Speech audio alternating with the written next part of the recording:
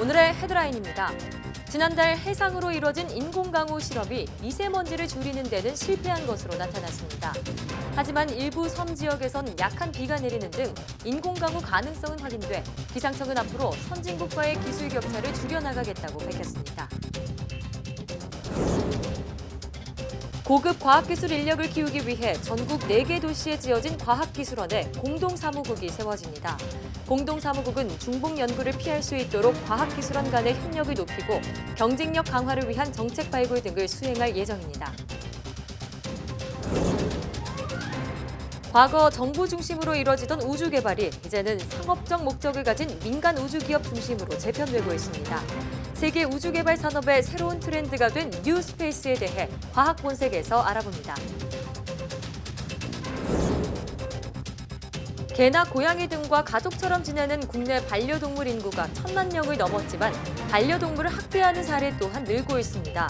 오늘 생각연구소에서는 반려동물을 학대하는 심리가 무엇인지 얘기 나눠봅니다.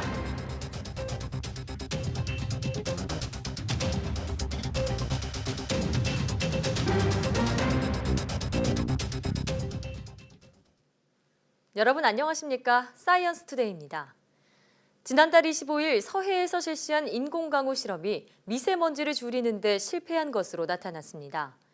기상청은 서해안 인공강우 실험 분석 결과 내륙에 비나 눈이 내리지 않아 의미 있는 미세먼지 저감 효과를 확인하지 못했다고 밝혔습니다. 실험이 진행되는 동안 전남 영광과 주변 지역의 초미세먼지 농도가 일시 감소했지만 이는 바람에 의한 현상으로 오후부터는 다시 농도가 짙어진 것으로 분석됐습니다. 기상청은 내륙에서는 비나 눈이 내리지 않았지만 일부 섬 지역에서 약한 강우가 감지되는 등 인공강우의 가능성은 확인했다고 밝히고 지속적인 기술 개발로 선진국과의 기술 격차를 줄여나가겠다고 덧붙였습니다. 조명래 환경부 장관이 중국 측에 미세먼지를 함께 줄일 방법을 찾자고 제안했습니다. 조 장관과 리간지의 중국 생태환경부 부장은 한중 환경장관 회의에서 미세먼지 저감을 비롯한 양국 환경 현안에 관해 의견을 나누고 환경 분야 협력 확대 방안을 논의했습니다. 조 장관은 모두 발언에서 한중 환경 협력의 성과가 기대된다면서도 아직 갈 길이 멀다며 양국 국민이 건강한 삶을 영위하기 위한 동북아 호흡 공동체를 모범적으로 만들어가야 한다고 말했습니다. 리간지의 부장은 환경 협력은 한중 양자 관계에서 가장 중요한 부분의 하나로 양국 정상이 매우 중시하고 지지한다고 말했습니다. 이번 회의는 지난달 22일 서울에서 열린 한중 환경국장급 회의에서 한국 측의 요청에 따라 성사됐습니다. 올해 봄에 약한 엘니뇨 현상이 나타나면서 전 지구 기온도 지난해보다 다소 높을 것이란 전망이 나왔습니다.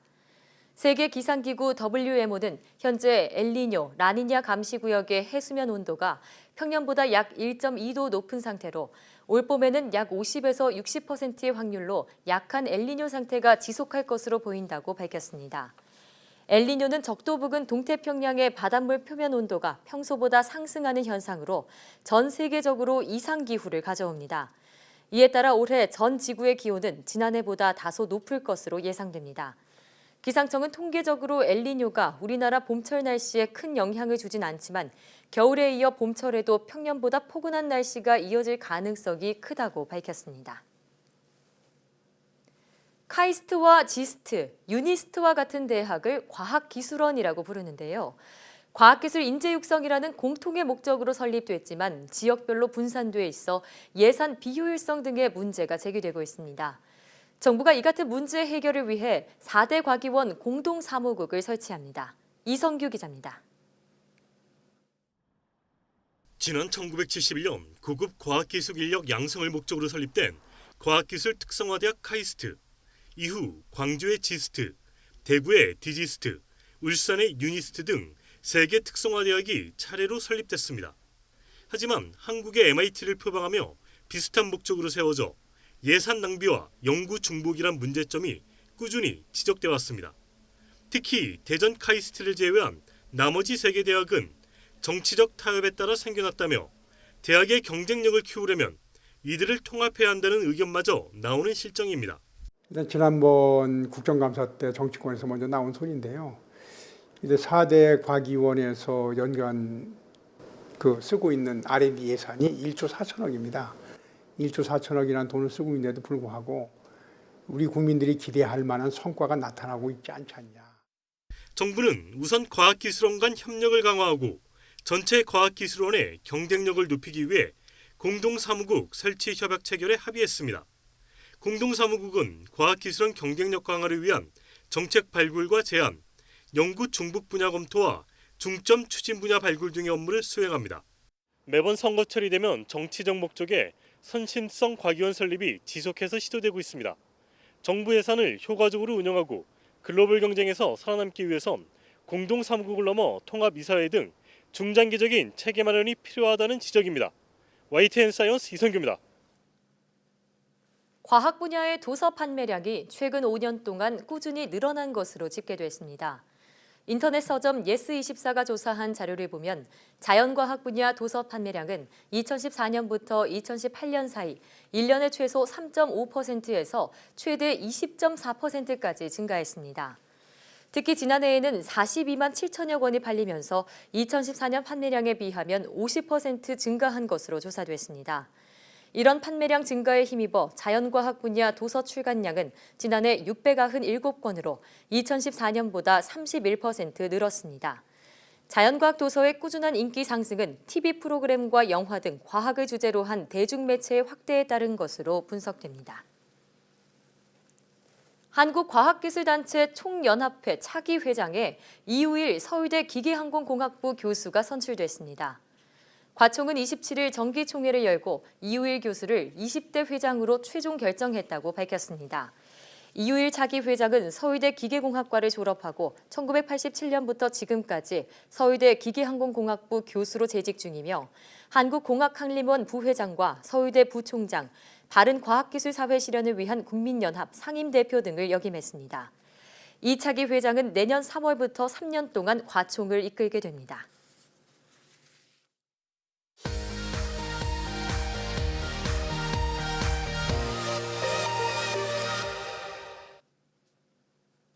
화제의 뉴스를 골라 과학기자의 시선으로 분석하는 과학본색 시간입니다.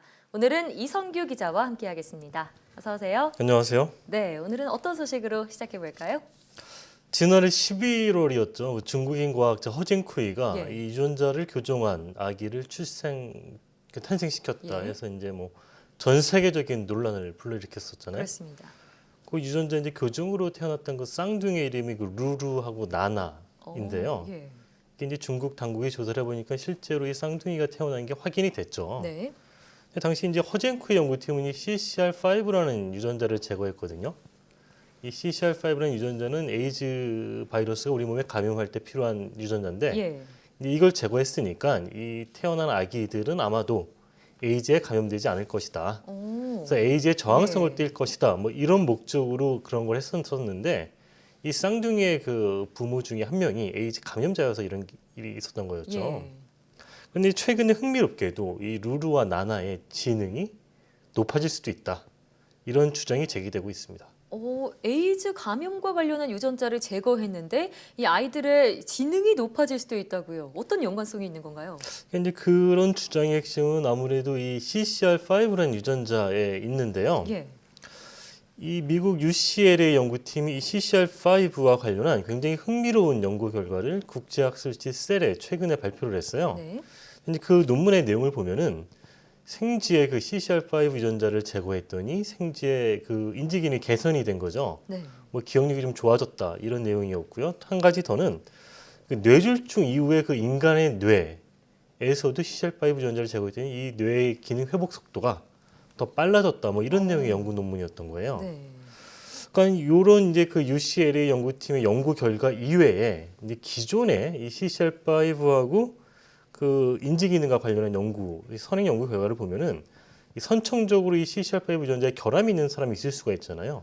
예. 이런 사람들은 좀 뇌졸중에 걸렸을 경우에 회복 속도가 좀 빠르다 일반 사람들보다는 그런 논문도 있었어요. 그렇군요. 그래서 이 UCLA 연구팀과 이제 그 전에 어떤 기존 연구 결과를 이렇게 놓고 보면은 이 CCR5가 인간의 인지 기능과 어떤 관계가 있다 예. 이렇게 볼 수가 있는데 이 UCLA 연구팀은 자기들의 그 연구 결과에서 놓고 보니까 이 CCR5 유전자를 제거했더니 신경세포하고 서로 연결되는 그런 시냅스라는 부위가 있는데 예. 그런 연결성이 더 강화된 것이 아닌가. 아, 뇌에서요. 그래서 인지 기능이 향상된 것 같다. 아. 이렇게 보고 있습니다. 그렇군요. 자, 그러니까 이 CCR5 유전자가 인지 기능 개선과 관련이 있다. 이런 연구 결과인데요. 자, 그러면 이렇게 유전자가 교정돼서 태어난 쌍둥이 역시 좀 지능이 향상될 수 있다. 이렇게 전망해 볼 수 있을까요? 이 쌍둥이의 지능이 뭐 실제로 향상될지는 아직은 뭐 이렇게 단정할 수는 없죠. 예.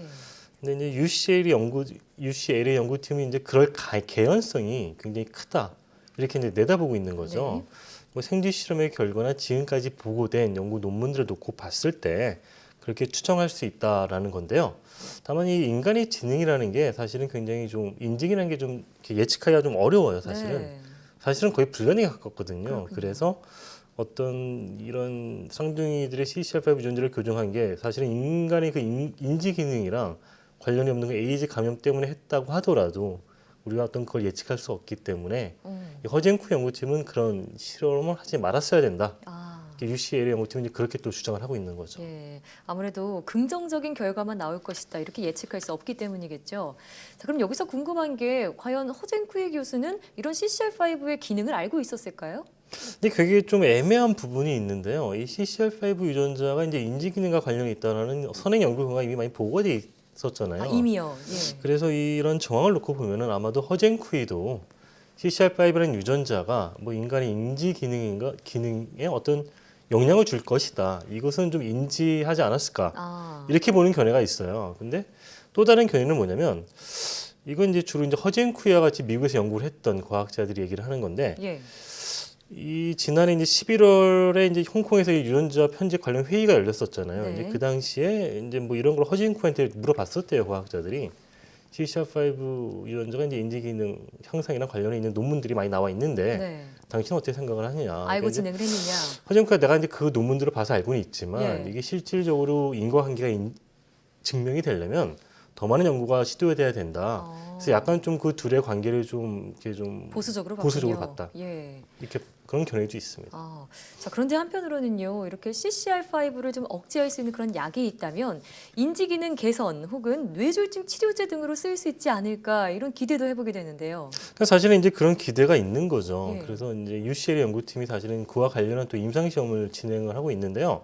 이제 대상은 뇌졸중 환자 그리고 이제 에이즈 감염 환자 중에서 뇌기능이 좀 떨어진 분들 이런 사람들을 대상으로 이 CCR5의 기능을 억제하는 약물이 이미 나와 있어요. 아, 이미 나와 있군요. 그 약물을 투여해가지고 예. 어떤 정말 인지 기능이 개선이 되느냐 이런 좀 효과를 알아보는 그런 임상 실험을 이제 진행할 예정이고요.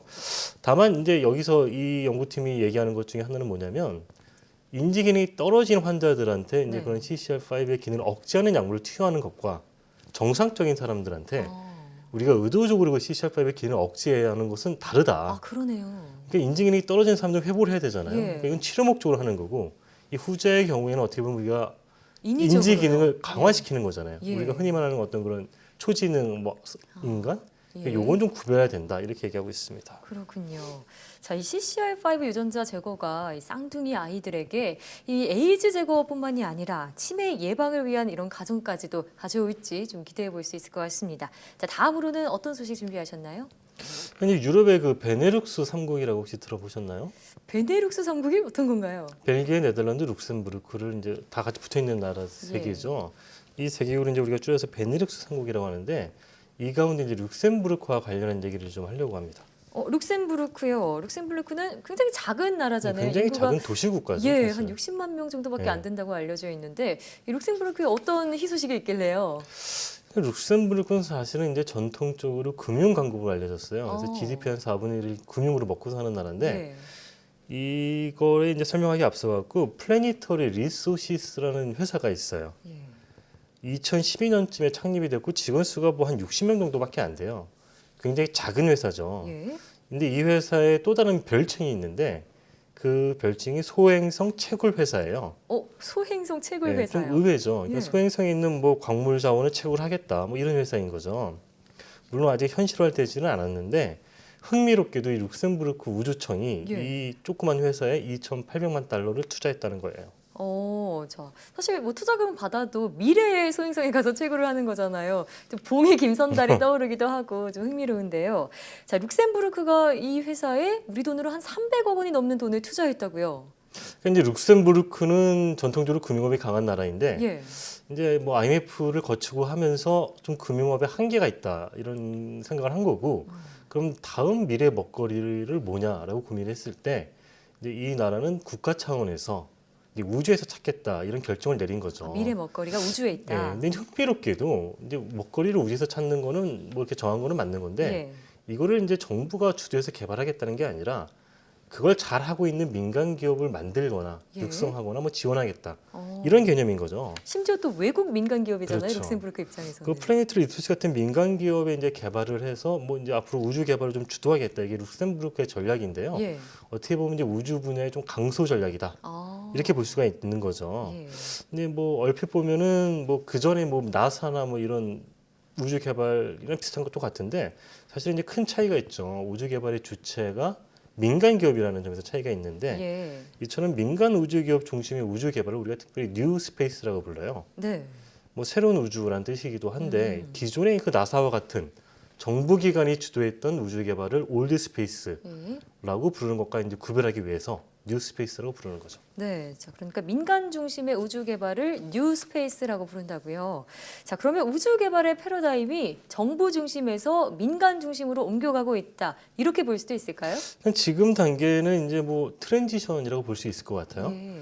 그러니까 이제 올드 스페이스하고 뉴 스페이스를 이제 구별하는 가장 큰 차이점은 우주 개발을 어떤 이제 군사적 목적이나 뭐 국가적인 목적으로 하는 것이냐, 예.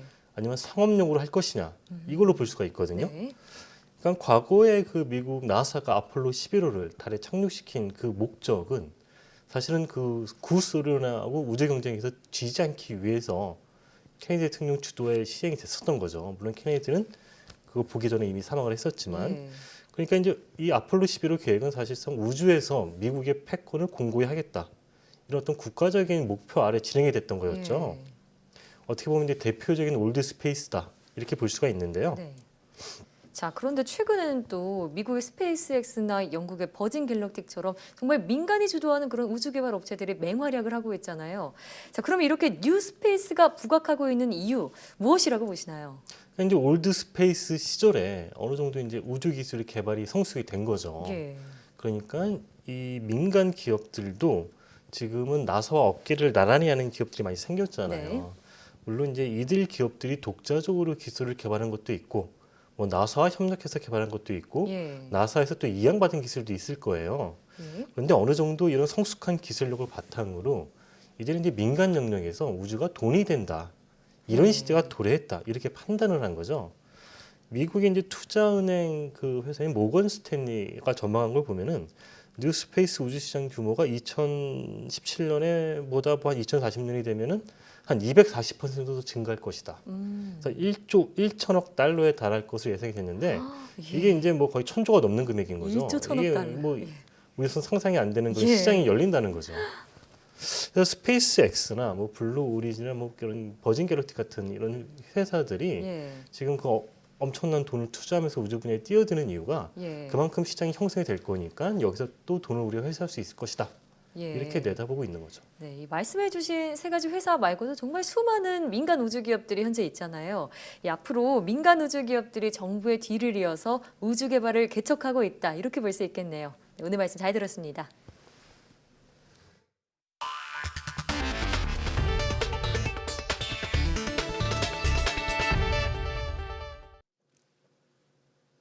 (3.1운동) 100주년을 맞아 아리랑 위성이 독립운동 현장을 고해상도로 담아냈습니다. 우주에서 바라본 역사의 현장은 어떤 모습일지 이동은 기자가 소개해드립니다. 1919년 3월 1일 대한독립 만세의 함성이 처음으로 시작된 곳은 탑골공원입니다. 그 옆에는 민족대표 33인 가운데 29명이 모여 독립선언서를 낭독한 태화관 터도 고스란히 남아 있습니다. 지금은 병천시장으로 알려진 아운의 장터. 이제는 집들이 빼곡히 들어서 있지만 유관순 열사와 함께 3천여 명의 군중이 만세를 부르던 곳입니다. 아리랑 3A호가 고해상도로 담아낸 역사의 현장에는 100년 전 선조들의 함성이 그대로 남아 있습니다. 우리 민족의 아픔과 고통을 간직한 현장도 생생하게 담았습니다. 수많은 조선인이 강제징용을 당한 군함도, 아리랑 3호가 촬영한 사진 속에는 일본 해상 군함을 빼닮은 섬의 모습이 선명하게 나타납니다. 애국지사들이 잇따라 목숨을 잃어간 서대문 형무소, 안중근 의사가 순국한 중국 다롄의 리순 형무소까지 이제는 우리 위성으로 역사의 현장을 바라보며 100년 전 선조들의 숭고한 희생 정신을 다시 한번 떠올리게 됩니다. YTN 사이언스 이동은입니다. 세계에서 가장 깊은 해구에 사는 심해새우의 몸에서 플라스틱 조각이 발견됐다는 연구 결과가 나왔습니다. AFP 통신은 영국 뉴캐슬 대학 연구팀이 세계에서 가장 깊은 바다인 마리아나 해구와 페루 칠레 해구 등에서 채취한 새우 90마리를 분석한 결과 72%에 해당하는 65마리의 소화기관에서 플라스틱 조각이 발견됐다고 전했습니다. 연구팀은 심해생물의 몸속에서 발견된 플라스틱 조각을 분석한 결과 이 조각들이 적어도 수년 전에 심해생물의 몸속으로 들어온 것으로 확인됐다며 해양 플라스틱 쓰레기의 위험성에 대해 경고했습니다. 푸른빛을 띠는 밝은 조명이 아침 잠을 깨우고 생체 리듬을 조절하는 데 도움이 된다는 연구 결과가 나왔습니다. 카이스트 연구팀은 학생들을 대상으로 조명에 따른 호르몬과 감정의 변화 등을 조사한 결과 실내 조명으로 사용하는 청백색의 LED 조명이 생체 리듬을 깨우는 데 효과적이라는 사실을 확인했습니다. 조사 결과를 보면 청색빛을 아침 시간에 쬐었을 때 수면을 유도하는 호르몬인 멜라토닌 분비가 줄고 각성 효과가 나타나 집중력이 향상되는 것으로 나타났습니다. 연구팀은 특히 하나의 강의실 안에서 색이 다른 빛을 사용할 수 있도록 함으로써 학습 상황에 맞는 분위기를 연출하고 학습 효율을 높일 수 있다는 사실을 확인했습니다. 연구팀은 푸른빛을 띠는 조명을 늦은 오후에 접하면 숙면을 방해한다는 기존 연구와 달리 이번 실험에서는 청백색 조명의 새로운 활용 가치를 발견하는 데 초점을 맞췄다고 설명했습니다. 정부가 빅데이터 독점을 막는 등 혁신 기업의 인수합병을 심사할 기준을 새로 마련했습니다. 잠재적인 경쟁 기업을 인수하는 독점 시도는 막고 경쟁을 촉진하는 경우는 신속히 처리하기로 했습니다. 김평정 기자가 자세히 소개합니다. 기업의 대규모 인수합병 심사는 공정위의 주요 업무 가운데 하나입니다.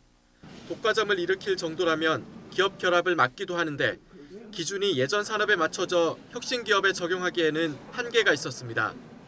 이를 해결하기 위해 공정위가 기준을 현실에 맞게 개선했습니다. 우선 흔히 빅데이터로 불리는 정보 자산을 하나의 상품으로 규정하고 관련 기업의 결합이 정보를 독점하는 결과를 낳아 업계 경쟁을 저하하는지 등을 심사에 고려하기로 했습니다. 기업 결합으로 예상되는 시장 점유율 추산에도 기존의 매출액 위주의 계산 대신 연구와 개발 단계의 실적도 고려 대상에 포함됐습니다. 이에 따라 상품이 아직 나오지 않은 기업들이라도 연구개발비 지출 규모나 특허 출원, 그리고 특허 인용 횟수 등을 근거로 시장 집중도를 추산하게 됩니다. 또한 연구개발 기업과 제조 판매 기업을 하나의 시장에서 이루어지는 경쟁 관계로 보고 이들의 결합이 경쟁을 제한하는지 심사됩니다. 공정위는 이번 개정안 시행으로 잠재적 경쟁 기업을 인수하는 독과점 시도는 차단되지만 반대로 혁신 경쟁을 촉진하는 결합은 이전보다 더 빨라질 것으로 기대했습니다. 정보 자산을 수반하는 M&A의 경쟁 제한 효과를 판단함에 있어 고려할 사항들을 명시함으로써 심사의 통일성을 확보하고 심사 방향에 대한 기업들의 예측 가능성을 높이고자 하였습니다. 공정위는 최근 기업 결합이 활발히 추진되고 있는 유료 방송 시장에 이번 개정안이 적용될 가능성에 대해서는 직접적인 연관성이 없다고 선을 그었습니다. YTN 김평정입니다. 암으로 사망한 환자 약 5명 가운데 1명은 호스피스 서비스를 이용했던 것으로 나타났습니다.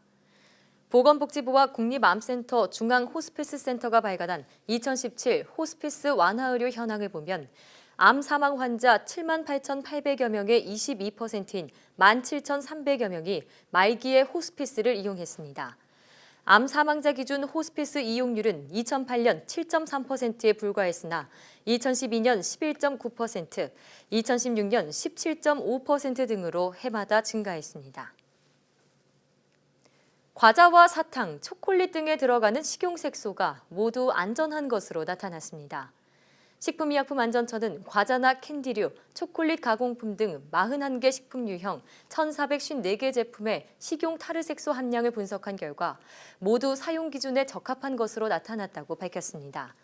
식용 타르색소는 식품에 색을 넣거나 원래의 색을 복원하기 위해 사용하는 식품 첨가물입니다.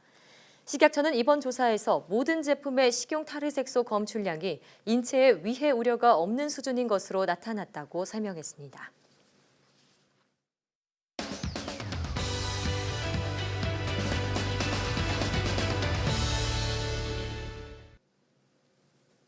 지난해 3월 동물보호법이 개정돼 동물 학대 행위에 대한 처벌 규정이 강화됐지만 여전히 잔혹한 동물 학대 사건이 발생하고 있는데요.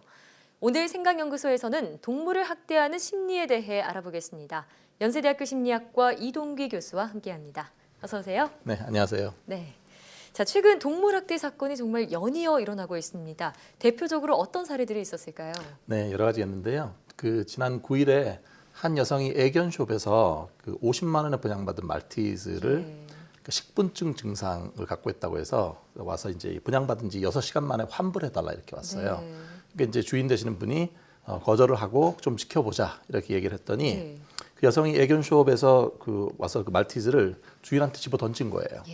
근데 이게 이제 주인의 가슴팍을 맞고 밑으로 떨어진 다음에 계속 구토증이 생기고 자정쯤에 그러다가 결국은 사망을 한 사고가 일어났었죠. 그렇습니다. 병원에서 보니까 이게 이제 그 충격으로 인한 뇌출혈 때문에 사망했다고 얘기를 했어요. 그 이후에도 지난 1월에 고층 오피스텔 창밖으로 키우던 강아지 3마리를 집어 던져가지고 사망한 그런 안타까운 사고가 있었습니다. 그 견주는 경찰에 와서 얘기하기를 던진 사실은 인정을 했는데 기억이 잘 나지 않는다. 그 경위에 대해서는 그렇게 얘기를 했습니다. 그리고 또 실제로 개 수십 마리를 짐짝처럼 태우고 가는 달리던 트럭이 또 발견돼서 상당히 논란에 쌓였는데요.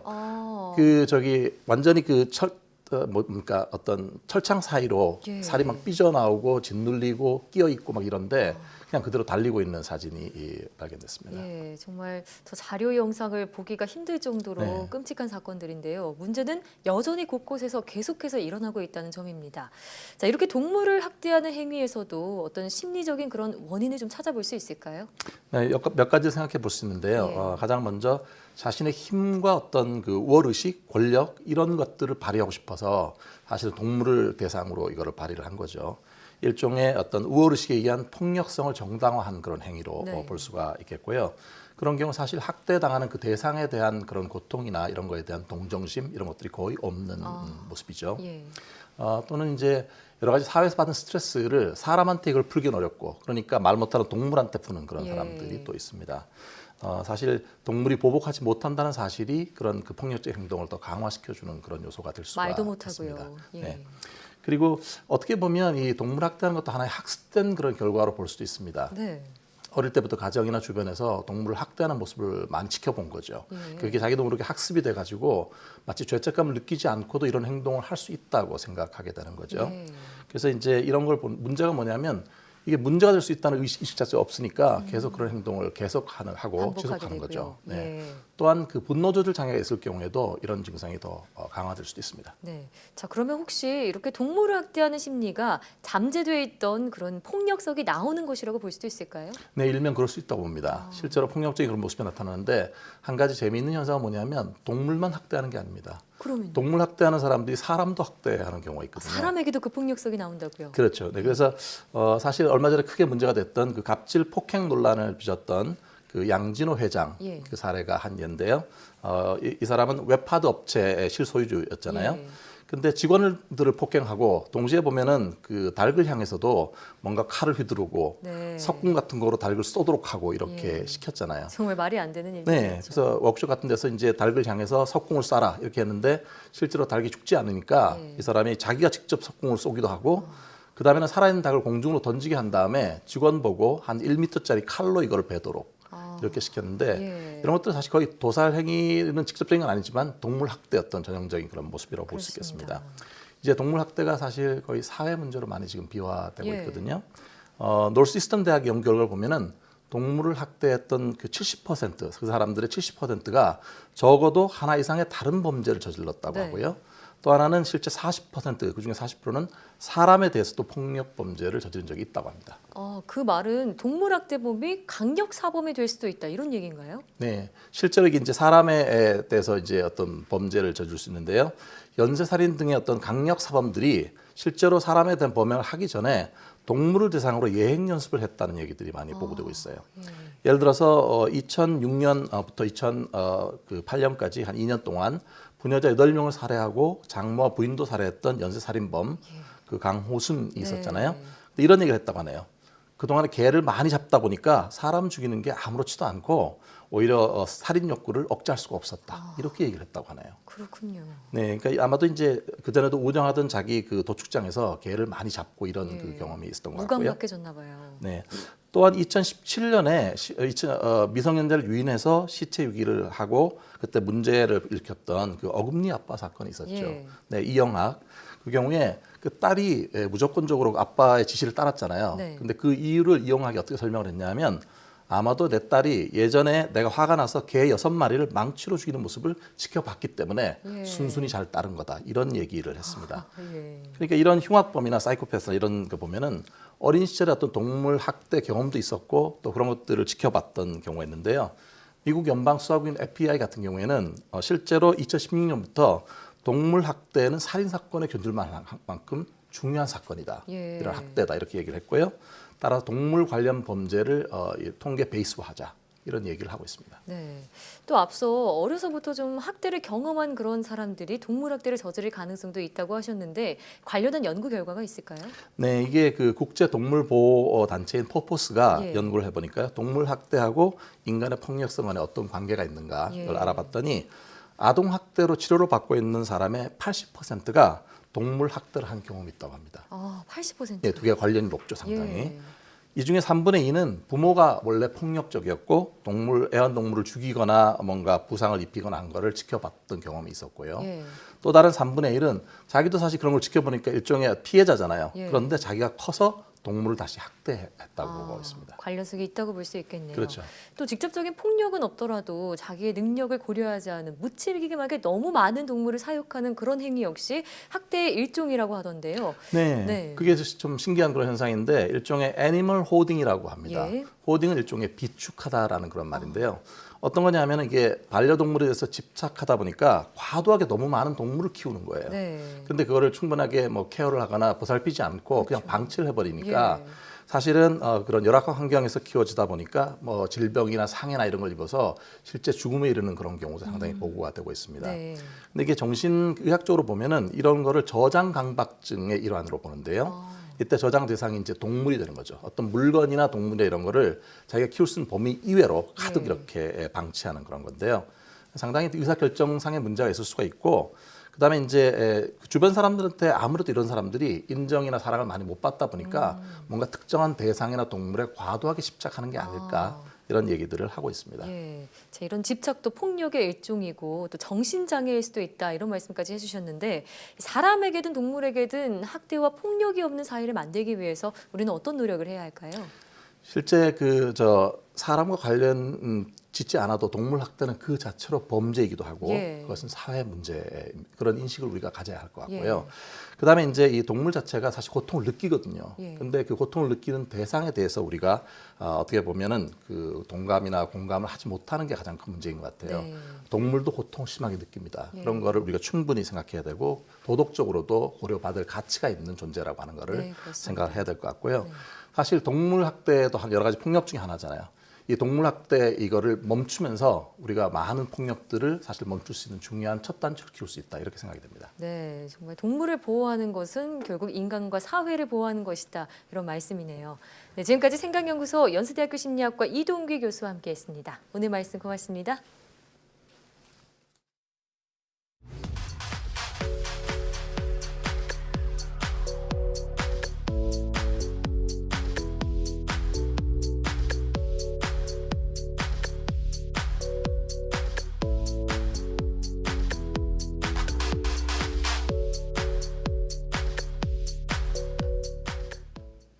지난 1일 농림축산식품부 발표를 보면 우리나라 4가구 중 1가구가 반려동물을 키운다고 합니다. 그런데 전문가들은 여전히 동물의 지위는 낮다고 지적하고 있는데요. 이딴 반려동물 학대 사건에 정부는 지난달부터 처벌 수위를 높이는 등 동물학대 방지를 위한 법안을 강화해 나갈 방침입니다.